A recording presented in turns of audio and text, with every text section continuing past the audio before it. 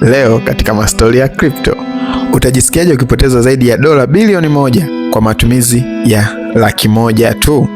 Mwezi Mei tarehe 22 mwaka 2010, programa Laszlo Hasich alifanya muamala wa kwanza wa Bitcoin kwa kununua bidhaa.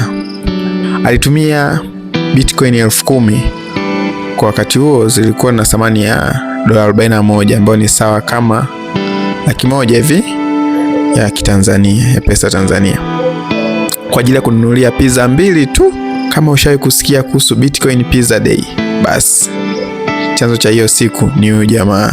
Lakini bwana Laszlo alifanya huu muamala ili tu kuprove kuwa Bitcoin inaweza kutumika kwa ajili ya matumizi ya kila siku. Ila ule muamala wa Bitcoin 10,000 ambao ulifanywa mwaka 2010 ulikuwa kwa kipindi hicho una thamani ya dola 40, lakini baada ya miaka 15, yani 2025, Bitcoin 10,000 zilikuwa zina thamani ya dola za Kimarekani bilioni 1.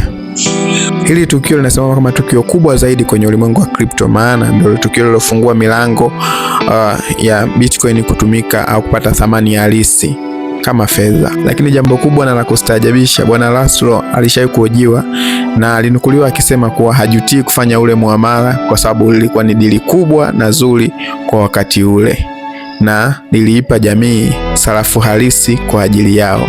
Vipi wewe? Unaonaje, jamaa alikosea au alikuwa sahihi? Asante sana.